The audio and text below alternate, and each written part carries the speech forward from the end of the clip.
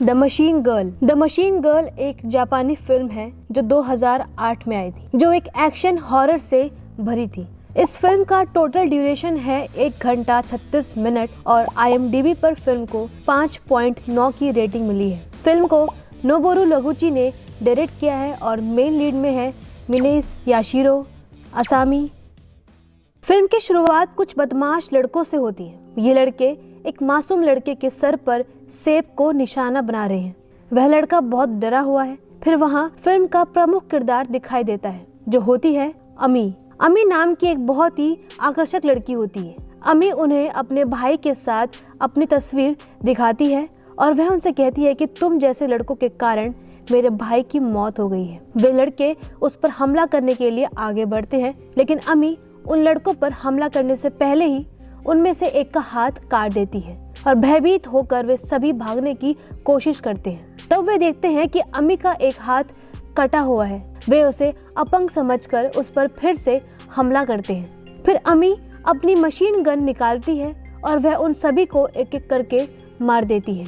उन सभी लड़कों को मारते हुए अमी उस मासूम लड़के के पास जाती है, लेकिन वह लड़का उसे खूनी और क्रूर कहकर वह जगह छोड़ देता है। बाद में अमी का पास्ट जीवन दिखाया जाता है, जहां वह अपने दोस्त के साथ बास्केटबॉल खेल रही है। अमी अपने भाई से बहुत प्यार करती है। उसका भाई यो उससे खेल के लिए कुछ पैसे मांगता है। वह अपने भाई के लिए बहुत स्नेह रखते हुए अपने भाई को पैसे सौंप देती है।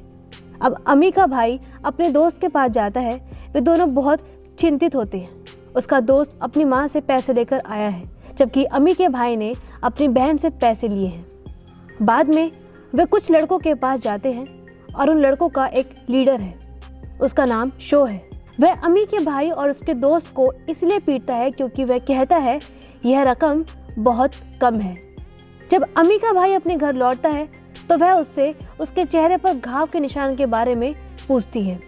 वह यह कहते हुए बात छुपाता है कि मैंने कुछ लड़कों के साथ विवाद किया था। अमी उसे खुद झगड़ों से दूर रखने की सलाह देती है।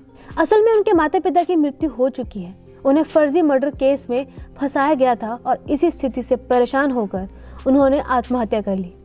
अब ये भाई बहन साथ में रहते हैं और उनका आपस में गहरा लगाव है। इसके बाद फिल्म में शो के किरदार को दिखाया जाता है। उसके पिता का संबंध गैंगस्टर से है और यही तरकीब वह अपने बेटे को भी सिखा रहे हैं और किसी की हत्या करना उनके लिए एक छोटी सी बात है। फिर फिल्म में दिखाया जाता है कि अमी का भाई यो अपने दोस्त से मिलने गया है, लेकिन उसकी माँ ने अपने बेटे को उससे मिलने से मना किया क्योंकि वह हत्यारे का बेटा है। यो गुस्सा हो जाता है और वह उससे कहता है कि मेरा पिता हत्यारा नहीं था। वह वहाँ से चला जाता है और आने वाले दिनों में अमी ने देखा कि कुछ लड़के उसके भाई और उसके दोस्त का पीछा कर रहे हैं। वह बचाव के लिए उनके पीछे दौड़ती है। वे सभी बदमाश यो और उसके दोस्त को एक खाली पड़े भवन में ले जाते हैं, जबकि अमी को कुछ लड़के पकड़ लेते हैं। इधर वो बदमाश फिर से अमी के भाई से पैसे मांगते हैं। उसके पास पैसे नहीं थे, इसलिए उन बदमाशों ने यो और उसके दोस्त को इमारत के ऊपर से फेंक दिया। जब अमी खुद को बचाते हुए वहां पहुंचती है, वह अपने भाई और उसके दोस्त की लाश देखती है और यह इस फिल्म का बेहद भावुक कर देने वाला सीन है। अमी इस चिंता में अपने भाई के दोस्त के घर जाती है, लेकिन उस दोस्त की माँ अमी के प्रति बहुत बुरा व्यवहार करती है और वह उससे कहती है तेरा भाई मेरे पुत्र की मृत्यु का कारण है, जबकि अमी कहना चाहती थी कि मेरा भाई और तुम्हारे बेटे ने आत्महत्या नहीं की बल्कि उनको मारा गया है, लेकिन उसकी माँ उसकी बातों को इग्नोर करती है। अमी घर में आकर अपने भाई का सारा सामान देखती है कि उसे कोई सबूत मिल जाए। इस बीच उसे यो की डायरी मिलती है जिसमें उसने साफ कहा था कि कुछ लड़के उन्हें छेड़ रहे हैं। उन लड़कों ने उसे और उसके दोस्त को मार डाला है। अमी यह पढ़कर बहुत रोती है और तब उसे एक लड़के का नाम मिलता है और वह उसके घर पहुंच जाती है। वह उस लड़के से गैंग लीडर के बारे में पूछती है, लेकिन वह बताने से मना करता है और यह कहकर चला जाता है कि मुझे तुम्हारे भाई की मृत्यु पर दुख हुआ है।